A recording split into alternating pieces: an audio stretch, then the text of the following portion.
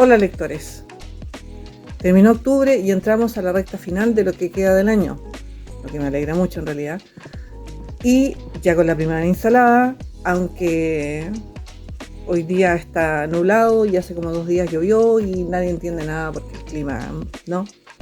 Ya nada que hacer. ¿Cómo les fue con sus lecturas del mes? Yo la verdad, como pueden ver, no puedo quejarme. No leí terror, aunque fue el mes del terror, pero sí un par de policiales muy buenos, uno de ellos escrito por el rey del terror. Así es que supongo yo que eso también cuenta, ¿no? No olviden comentarme acerca de lo que hayan leído ustedes y me pueden recomendar. Sus comentarios me interesan mucho y por supuesto ayudan a promover este canal. Entonces, hablemos de libros. Creo que Romance del Duende, que me escribe las novelas, del autor chileno Hernán Rivera Letelier y publicado en 2005, es una novela.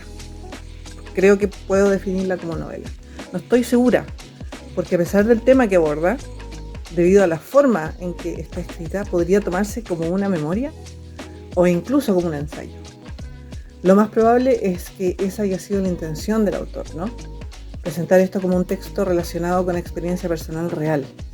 Un ensayo acerca del literal duende que ha acompañado al autor desde su niñez, en las salitreras, hasta por lo menos un viaje que hizo a una de estas oficinas abandonadas, ya siendo un hombre adulto, donde creyó reencontrarse con la presencia de su duende. Un duende que por lo demás le ha dado consejos bastante crípticos durante su vida, pero que sin dudas también lo ha acompañado en sus días más solitarios. Porque, como en muchos otros libros de este autor, ese es el gran sentimiento presente en este relato, la soledad. Desde el niño en la pampa que se perdía los cerros pelados y jugaba con los remolinos de viento, que hablaba con los pensionistas que llegaban a la casa que ocupaban en el campamento mientras estuvo viva su mamá, hasta el tiempo que vivió en Antofagasta después de que se fuera por primera vez de las salitreras. La soledad que acompañó al autor incluso cuando ya estuvo publicado desde antes, desde siempre. Un libro encantador, siempre reminiscente de la vida en las salitreras, costumbrista, que también nos muestra las creencias populares respecto de los duendes y toda esa tradición ya tan escasa. Otro libro entretenido y que nos permite comprender de dónde viene la imaginación con la que ha sido bendecido Don Hernán. Stephen King escribió una trilogía policial. ¿Lo sabían? Policial, no misterio ni fantasía metida por medio, vampiros, nada de esas cosas. Policial. Se trata de la trilogía del detective Bill Hodges y comienza con la buenísima novela de la que vengo a hablarles hoy, Mr. Mercedes. Aquí nos encontramos con un detective jubilado hace poco, encerrado en su casa, todo el día viendo tele y comiendo mal, bebiendo harto y jugando con la que fuera el arma de servicio de su padre, otro ex policía fallecido hace tiempo. Un día Hodges recibe una carta, en papel, porque esta historia comienza justo en esos años antes de que todo fuera internet, celulares, redes sociales y todo esto. Y todo se pone de cabeza con esa famosa carta. El remitente es un asesino, a quien Hodges y sus colegas llaman el señor Mercedes, debido a que utilizó un automóvil precisamente de esa marca, Mercedes-Benz, para cometer el crimen que abre el libro y que en la historia ocurrió un poco más de un año antes de la llegada de esta carta. A partir de la famosa misiva se desata un juego de gato y ratón entre el antiguo detective y este tipo, a quien King nos presenta como un hombre treintón, profundamente jodido de la cabeza, con una mamacita de aquellas, y una historia familiar y sobre todo de niñez muy perturbadora. El señor Mercedes justifica sus acciones a partir de lo que describe como la debilidad de sus víctimas, las que suman varias, y a las que quisiera agregar a nuestro detective.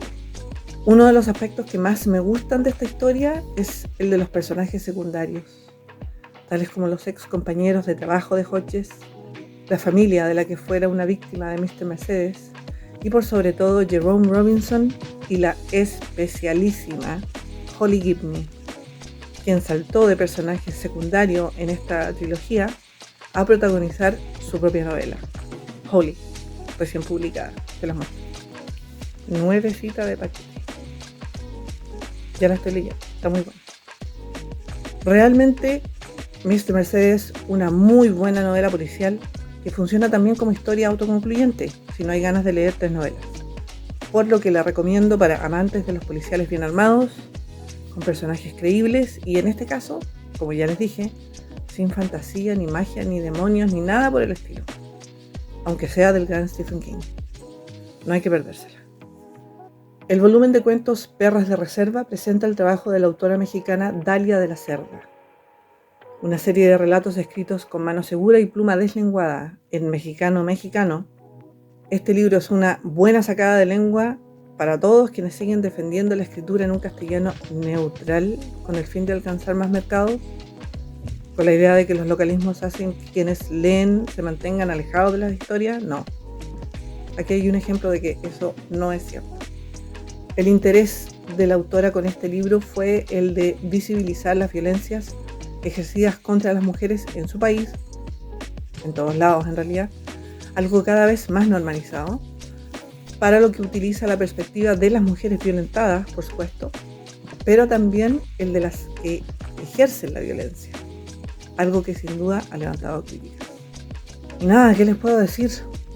Lo que he dicho en varias ocasiones, la literatura mexicana está produciendo cosas que se quedan en la cabeza. No se van, no te sueltan.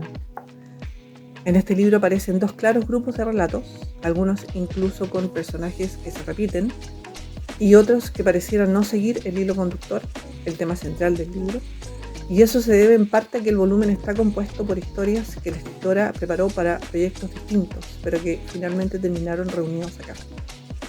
Algunos de los que más me gustaron. Mariposa de barrio. Creo que es muy difícil plasmar por escrito la mentalidad de alguien muy joven, niños y adolescentes.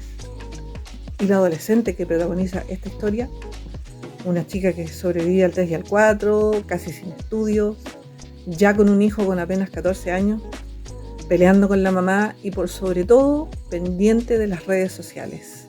Está tan bien escrita esta niña que dan ganas de cachetearla, a ver si con eso reacciona y se da cuenta de que está botando su vida, preocupada por el tarado con el que se fue a meter y de la fiesta y los mensajitos, y en vez de enviarte un cállate, te mando una canción, puras estupideces. Está demasiado bien escrita esta niña, demasiado bien escrita. La dupla de cuentos Que Dios nos perdone y Dios no hizo el paro abordan un caso de robo desde 2 puntos de vista. El primero, el de las que habrían sido las víctimas, un grupo de mujeres mayores que viven solas en una casa, y en el segundo, el de la persona que entra a robar a esa casa, alguien muy joven, que ha pasado una vida de temer. De nuevo, la escritura de las mentalidades. Primero, las viejas que han estado en el barrio la vida entera, que han visto todo ir en decadencia, que se han quedado solas y no se meten con nadie. Típico, muy devotas, los santitos, que Diosito esto y el diablo lo otro, y terminan defendiendo su entorno, pero con un descontrol que no se esperaban y que no comentan con mucho detalle. Me da la impresión de que es por vergüenza. Y el segundo cuento, ¿quién entra a robar? Que ha pasado una vida de mierda con su mamá soltera y unos 4 hermanos, que tuvo que crecer rápido y encontró en el robo una solución para llevar comida a la mesa y plata al bolsillo. Pero un día cambia de estrategia y llega a la casa de las viejas y la historia da giros muy inesperados. También la mentalidad reflejada a la perfección y escrita en mexicano. Y se entiende clarito.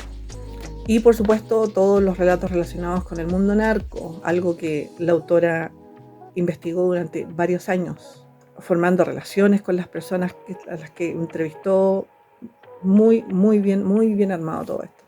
La hija del jefe narco, que de a pocos va subiendo peldaños y tanteando a ver hasta dónde puede estirar el elástico sin que se corte. La amiga de esta chica, que termina mal y cuenta su propia historia. La hermana de esta niña, que le pide favores a la hija del narco porque hay alguien que le estorba el camino a la cima. Y la guardaespaldas de la hija del narco, que tiene una historia que da solita para película a todo color. Aquí quedan las mujeres solas, aterradas ante la posibilidad de una maternidad no deseada, las mujeres solas que terminan con su maternidad de la manera más violenta, aquellas que arriesgan el pellejo todos los días porque para hacer lo que hacen deben ofrecerse como mercancía, las que piensan que van a encontrar algo mejor de lo que tienen en el lugar donde llegan y no. Aquí también está el toque de fantasía y la idea de venganza, combinado muy bien las dos cosas. La tragedia que el autor utiliza para hablar del horror de los hechos y la manera en que los hechos se presentan y se explotan en los medios, en el último cuento, para que la gente los olvide en los pocos días. E incluso un relato de enfrentamiento entre brujas, que se pasea por las tradiciones y las creencias y que termina con varias encarnaciones de Lucifer muy a lo mexicano. De todo, extremadamente bien escrito, de la mano de una autora que hay que mantener en la mira. El ensayo Elogio del gato, de la autora francesa Stéphanie Hoche, no funciona del todo, o por lo menos para mí no funcionó del todo. El tema que aborda, los gatos y la fascinación que ejercen sobre nosotros, y yo me cuento entre quienes adoramos a los gatos, se diluye entre ejemplos de gatos ficticios comparados con el comportamiento de las personas, los estereotipos del gato gordo, el gato soberbio, que engaña y manipula, sin que la autora se detenga con detalles en ninguno de estos aspectos y continúa el siguiente capítulo dando nuevos ejemplos de autores y sus libros, obras de teatro, musicales y sus opiniones personales que tienen que ver más con los personajes y cómo ella los conecta a las personalidades de los gatos reales que con los gatos de verdad.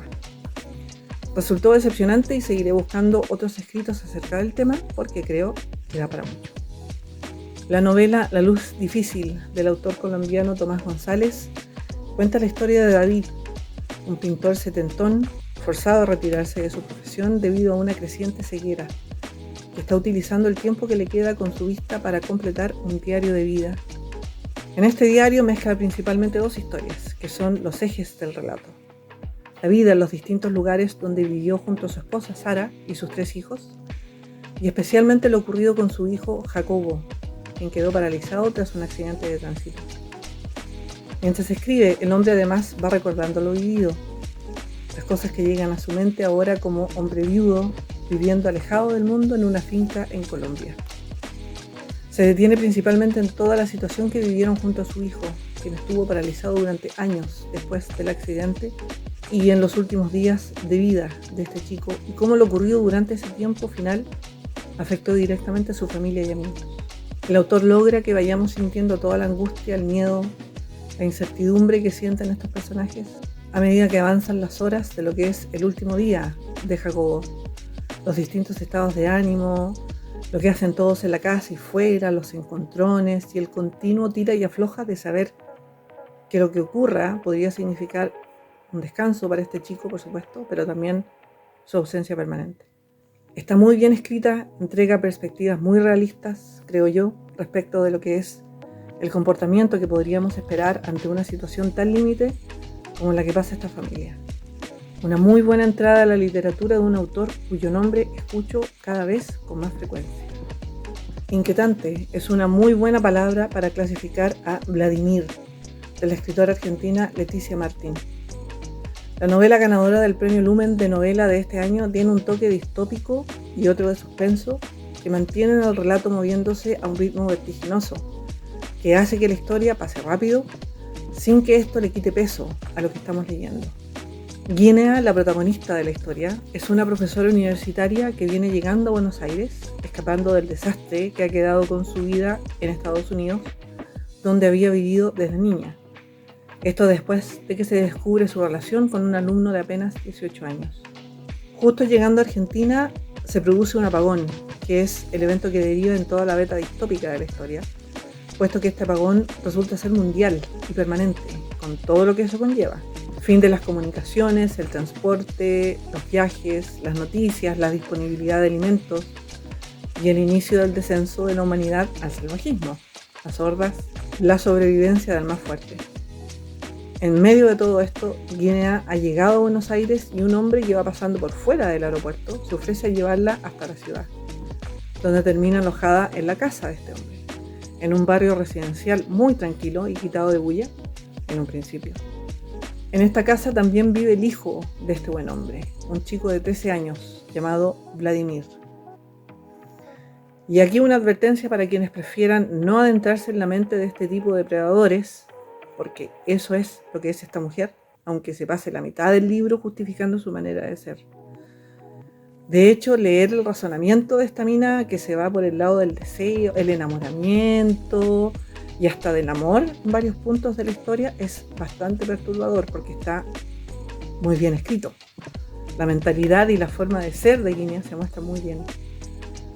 Y también consideren que las partes con los recuerdos que tiene ella con las aventuras que tuvo con su alumno y ahora todo lo que hace y siente cuando está con Vladimir son algo gráficas y puede molestar.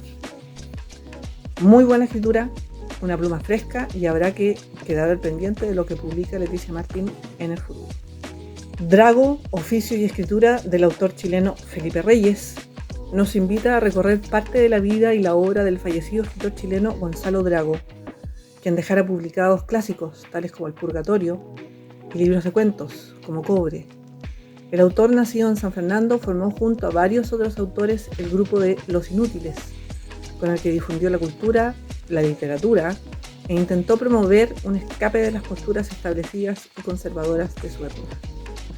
Gran amigo del poeta Óscar Castro y escritor incansable hasta muy entrado en años, esta mezcla de ensayo y crónica muestra a un hombre que se mantuvo escribiendo e intentó publicar su obra a pesar de la indiferencia, la crítica y la dictadura que debió vivir, y que como muchos de los escritores de su época, y todavía en realidad, se vio enfrentado a un medio hostil que prefiere lo vendible por sobre todo lo demás. Una muy buena pieza de época donde se ven mentalidades y también sirve, como todo este tipo de escritos, para ver en qué hemos cambiado y que se mantiene inamovible. No solo para los fanáticos del autor, que somos muchos, sino para quienes se interesen en conocer más la época y el pasar de un clásico chileno. La novela policial o detectivesca en realidad, The Running Grave, la séptima entrega en la saga de los detectives Cormoran Strike y Robin Ellacott, de la escritora inglesa J.K. Rowling, que escribe estas historias bajo el seudónimo de Robert Galbraith, está buenísima. Estas son casi 1000 páginas. Estos son casi 1000 páginas que realmente me las devoré. No podía dejar de leer. El caso principal que investigan en la agencia en esta ocasión implica a una secta enorme que se ha expandido por toda Europa y ya llegó a Estados Unidos, donde lo que se oculta bajo la filosofía principal de esta nueva religión incluye todos los crímenes relacionados con el tráfico y la trata de personas. Todos los crímenes que puedan imaginarse. Además de, como ya sabemos que es común en las novelas de estos personajes, otros casos de infidelidad, acoso, engaños, estafas, robos y todas esas cosas. Tiene un papel muy preponderante también Pat, la encargada de la oficina en esta ocasión, lo que es muy bueno. En esta entrega, en todo caso, comenzamos a ver por fin la aceptación por parte de ambos personajes principales de lo que sienten realmente el uno por el otro. Tanto Cormoran como Robin se toman el tiempo, por separado, de comenzar a analizar sus sentimientos románticos, a los que por supuesto tratan de hacerle el quite, siempre con el tema del miedo de que la relación se deteriore y eso afecte a la agencia y bla bla bla. Además, ahora Robin justo se emparejó con un policía que conoció investigando otros casos, pero es principalmente Cormoran el que se deja de tonterías ya por fin y acepta que está mucho más que solo interesado en su socia laboral.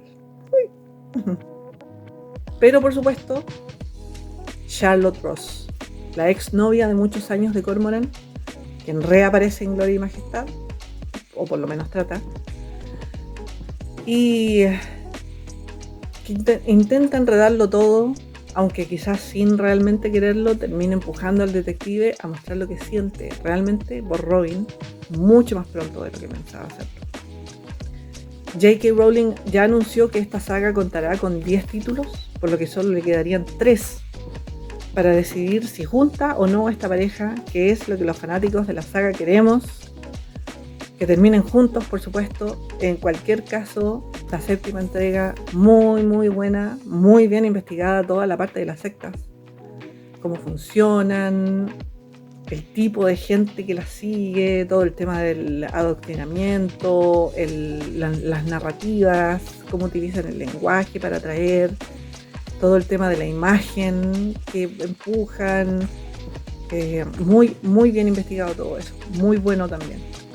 Y bueno, mucha acción, algo de romance. Sin importar si han seguido la saga o solo buscan leer buenos policiales, recomendadísimo. Y finalmente la novela corta Prontos Listos Ya, de la autora uruguaya Inés Bortagaray.